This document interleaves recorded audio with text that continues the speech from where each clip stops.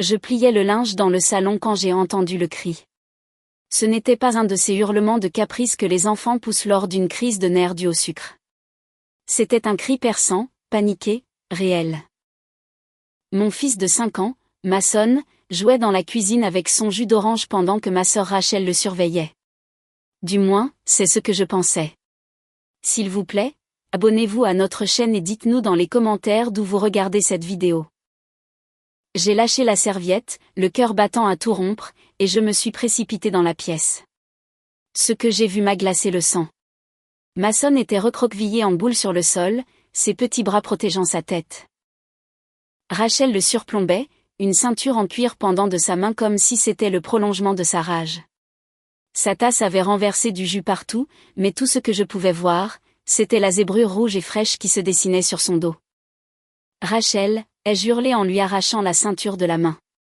Mais qu'est-ce que tu fous, bordel? Elle n'a pas bronché. Elle n'avait même pas l'air désolée.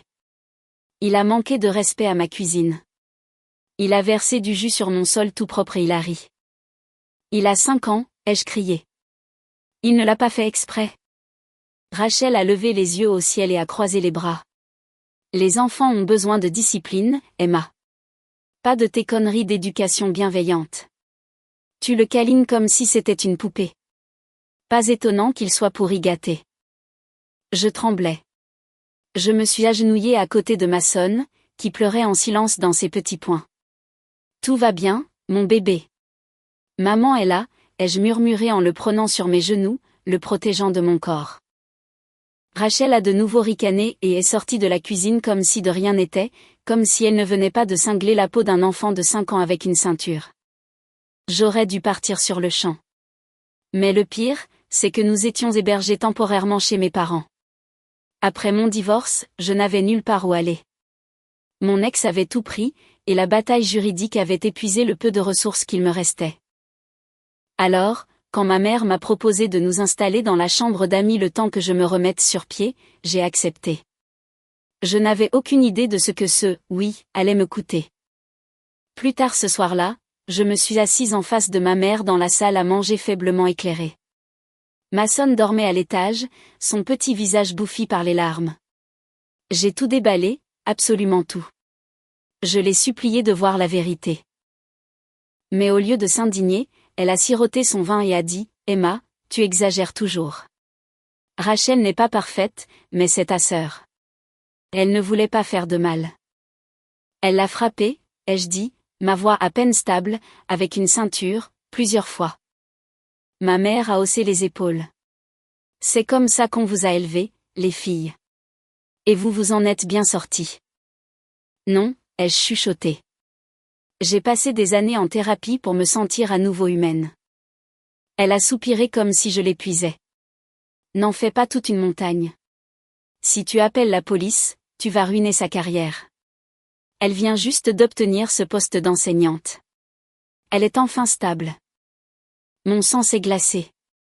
Sa carrière t'importe plus que ton propre petit-fils? Elle n'a pas répondu. Elle n'en avait pas besoin. Le silence disait tout.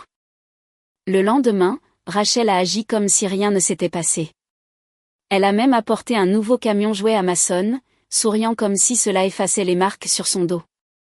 J'ai gardé mes distances, mais à l'intérieur, je m'effondrais, déchiré entre la survie et la justice. Cette nuit-là, Mason s'est réveillé en pleurant, serrant sa couverture et disant « Je serai sage, maman. S'il te plaît, ne laisse pas Tati me faire encore mal. » Quelque chose a craqué en moi. J'ai su à ce moment-là que, peu importe à quel point j'étais fauchée, peu importe le nombre de ponts que je devrais couper, j'allais nous sortir de là. J'ai attendu le matin, j'ai emballé tout ce que nous possédions dans 3 sacs poubelles et un panier à linge. Alors que je chargeais le tout dans ma vieille Corolla, ma mère se tenait sur le porche, les bras croisés. « Tu fais une erreur », a-t-elle lancé. « Ne viens pas pleurer quand tu seras de nouveau à la rue. » Je n'ai même pas regardé en arrière, car je n'avais plus rien à perdre. Le motel sentait l'eau de javel et la tristesse. Cette première nuit après avoir quitté la maison de mes parents, Mason et moi nous sommes blottis dans un lit simple, le bourdonnement de l'enseigne au néon, libre, vacillant à travers les stores poussiéreux. Je l'ai serré fort contre moi pendant qu'il dormait, grimaçant chaque fois que son petit corps bougeait et frôlait les zébrures sur son dos. Je ne pouvais pas me permettre grand-chose, juste assez pour une semaine. J'avais 317 $ sur mon compte, 2 tenues propres, et un enfant qui sursautait maintenant dès que quelqu'un élevait la voix. Mais j'avais autre chose aussi. La colère. J'avais vécu toute ma vie sous le joug de la version de la discipline de ma famille. Des gifles qui cuisaient. Des mots qui restaient. Un favoritisme si flagrant qu'il laissait des cicatrices plus profondes que les bleus. Mes parents vénéraient Rachel. Son sourire poli, son charme étudié, sa capacité à manipuler n'importe qui pour lui faire croire qu'elle était innocente. Mais elle ne l'était pas. Elle était dangereuse. Et je ne laisserai plus ce danger toucher mon fils. J'ai passé les jours suivants à postuler à tous les emplois accessibles à pied. Mason coloriait dans la Bible du motel pendant que je passais des appels, remplissais des formulaires et lui promettais en silence que les choses s'amélioreraient. J'ai accepté des quarts de nuit dans une épicerie ouverte 24h24 pour réapprovisionner les rayons. Ce n'était pas glamour, mais c'était honnête. Je n'ai dit à personne où nous étions, pas même à Brianna, ma meilleure amie, parce que je savais que ma mère l'appellerait, qu'elle nous dénicherait, qu'elle essaierait de me faire culpabiliser pour que je rentre à la maison. Ils appelaient toujours ça, la maison, quand ils voulaient quelque chose. Après 2 semaines, j'ai trouvé un deuxième emploi en transcription à distance. Je m'asseyais dans le hall du motel sur leur vieil ordinateur pendant 6 heures par nuit, tapant des enregistrements audio crépitants de tribunal avec Mason endormi à côté de moi dans une cabane faite de couvertures et de chaises du hall. Mais le désir de justice me consumait. Je n'allais pas laisser tomber. J'ai tout documenté. Des photos des bleus de Mason. Un mémo vocal de la nuit où il s'est réveillé en pleurant. Les SMS que j'avais envoyés à ma mère. Ceux où elle disait « Tu montes tout en épingle. Ta sœur ne faisait que le corriger. » Et puis est venu le point de rupture. Un appel des services de protection de l'enfance. Je n'avais pas encore signalé Rachel, mais quelqu'un l'avait fait de manière anonyme. Quand l'assistante sociale est arrivée au motel, j'ai paniqué. J'ai cru qu'ils étaient là pour m'enlever Mason, mais au lieu de ça, elle a dit doucement, « Nous avons reçu un signalement de violence physique. Souhaitez-vous déposer une plainte officielle ?» J'ai hoché la tête et j'ai ouvert le dossier que je constituais depuis la nuit où nous sommes partis. Il ne s'agissait plus seulement de bleu. Il s'agissait du système qui permettait à des gens comme Rachel et ma mère de se cacher derrière les convenances sociales et d'appeler ça de la discipline. J'ai tout donné à l'assistante sociale. Je lui ai même raconté comment Rachel m'avait un jour tiré par les cheveux en bas des escaliers quand nous étions enfants, et comment ma mère m'avait dit que c'était de la simple rivalité fraternelle. L'enquête a commencé. Ma mère a tenté d'interférer presque immédiatement. Elle m'a appelé d'un nouveau numéro, a dit que je faisais encore mon cinéma et que Rachel pourrait perdre sa licence d'enseignement. Elle le devrait, ai-je répondu. Tu détruirais la vie de ta propre sœur pour une petite fessée. Non, ai-je dit, pour l'agression d'un enfant de 5 ans. Puis je l'ai bloqué. Les semaines qui ont suivi ont été tendues. Rachel a essayé d'appeler, d'envoyer des SMS, et même des emails qui disaient des choses comme « Je suis désolée que ça ait dérapé. Tu sais à quel point les saignements est difficile. » Elle essayait de se construire une image de personne repentie. J'ai transféré chaque message aux services sociaux. Puis est venue l'audience au tribunal. Elle pensait que je ne viendrais pas. Elle pensait que j'étais toujours cette petite sœur effrayée et silencieuse qui cédait toujours. Mais cette fois, j'ai amené un défenseur, mon assistante sociale, ma documentation, et le pédiatre de Mason, qui avait confirmé que les bleus n'étaient pas accidentels. Rachel était assise là, avec ses perles et ses faux-semblants, s'épongeant les yeux comme si elle était la victime. Ma mère était assise derrière elle, les bras croisés, me lançant des regards assassins pendant toute la durée de l'audience. Mais rien de tout cela n'a fonctionné. Le juge a statué en ma faveur. Une ordonnance restrictive a été émise contre Rachel, et elle a été signalée au conseil scolaire. Elle a perdu son emploi 2 semaines plus tard. Ma mère a hurlé au téléphone que j'avais ruiné la famille. Mais en vérité, je l'avais sauvée d'eux. Je n'ai pas pleuré quand j'ai reçu l'ordonnance du tribunal. J'ai pleuré quand Mason a de nouveau souri. Un vrai sourire, le genre qu'il n'avait pas vu depuis des semaines. 2 ans ont passé. 2 longues, éprouvantes et réparatrices années. Mason a commencé la maternelle dans une nouvelle école avec des enseignants qui comprenaient l'encouragement bienveillant plutôt que la peur. Il grimaçait encore quand il entendait le claquement d'une ceinture à la télévision, mais il ne se réveillait plus en sueur froide. J'ai trouvé un petit appartement avec un jardin dégarni et un évier qui fuyait, mais c'était à nous. Il a peint la boîte aux lettres en rouge avec son nom en lettres tordues, et chaque fois que je l'ouvrais, cela me rappelait le chemin que nous avions parcouru depuis ce hall de motel. Et je n'ai jamais regardé en arrière. Jusqu'au jour où ma mère s'est présentée à mon travail. Je gérais alors une petite antenne de la bibliothèque locale, enfin remise sur pied et faisant un travail que j'aimais. Je réorganisais le coin des enfants quand j'ai vu son reflet dans la vitre. Vieilli, amer, enveloppé dans un châle de faux créateur comme s'il avait encore du pouvoir. Je n'ai même pas scié. On peut parler, a-t-elle demandé, les yeux fuyants comme ceux d'un voleur. Je suis en service, ai-je dit sans me retourner. Je suis ta mère. Non, ai-je dit, calme mais froide. Tu étais la mère de Rachel.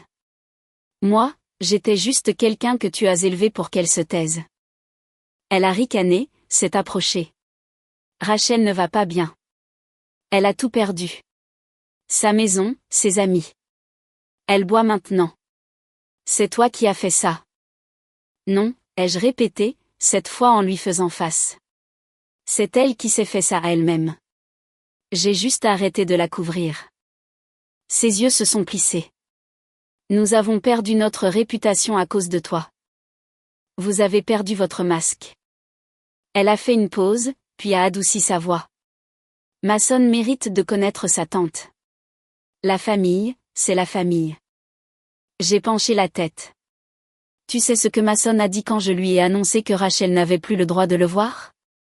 Elle a cligné des yeux. Quoi? Il a dit, tant mieux. Je ne veux pas que la dame à la ceinture s'approche de moi. Le visage de ma mère s'est tordu. Pendant une seconde, sa vraie nature a refait surface, celle qui claquait les portes et disait que j'avais de la chance d'avoir un toit sur la tête. Mais ensuite, les choses se sont encore améliorées. Une semaine après cette visite, j'ai reçu une lettre par la poste, manuscrite, de Rachel. Je te pardonne, disait-elle. Pardonne-moi. La lettre divaguait sur la dureté de sa vie depuis l'incident, sur le fait que la révocation de sa licence était trop extrême, et sur son espoir que je surmonte ma rancune. Alors, j'ai répondu par une seule phrase. Le pardon sans prise de responsabilité n'est que de la manipulation maquillée. Je l'ai posté sans adresse de retour. Mais le karma ne s'est pas arrêté là. Le même district scolaire qui l'avait licencié m'a contacté pour prendre la parole lors d'une conférence annuelle sur la sécurité parentale. Apparemment, quelqu'un avait partagé mon discours au tribunal en interne. J'ai donné une conférence intitulée « Quand la famille est le danger ». Mon nom a commencé à circuler. Une organisation à but non lucratif m'a offert un poste pour diriger un petit programme de subvention pour les survivants de violences familiales. J'ai accepté et j'ai créé quelque chose de nouveau. Le projet Mason, un petit centre de ressources où les enfants pouvaient signaler la violence familiale sans crainte, de manière anonyme, sûre et protégée. 1 an plus tard, la ville nous a accordé un financement pour l'expansion. La cérémonie d'inauguration était prévue pour un chaud matin de printemps. Mason portait un minuscule costume. Je portais un blazer bleu marine et un cœur qui ne tremblait plus. Le maire m'a tendu les ciseaux. Je me suis tourné vers la foule et j'ai remercié les gens qui croyaient aux secondes chances, à la justice, à la guérison. Et puis je les ai vus, au fond. Ma mère, seule, pas avec Rachel, pas avec personne, juste l'ombre d'elle-même. Elle n'a pas fait de signe. Elle a juste regardé. Je ne l'avais pas invitée, mais je n'ai pas non plus arrêté la cérémonie, parce que ce jour-là ne la concernait pas. Il concernait chaque enfant à qui on avait dit un jour, ce n'est pas grave, pendant qu'il pensait des blessures que personne ne voulait voir. Il concernait Mason, qui riait maintenant sans crainte. Il me concernait, moi, qui enfin, après une vie de silence, avait parlé assez fort pour être entendu. Alors que la foule applaudissait et que les appareils photo crépitaient, je me suis murmuré une seule chose. Tu as survécu, et c'est ça qui comptait. Pas la vengeance, pas la revanche, mais le fait de renaître de ses cendres sans se laisser consumer par le feu. Ma sœur a battu mon enfant avec une ceinture. Ma mère en a ri. Mais j'ai construit quelque chose de plus fort que leur cruauté. Un avenir, une voie, un héritage, et plus important encore, un refuge pour ceux qui n'en avaient pas. S'il vous plaît, abonnez-vous à notre chaîne et dites-nous dans les commentaires d'où vous regardez cette vidéo.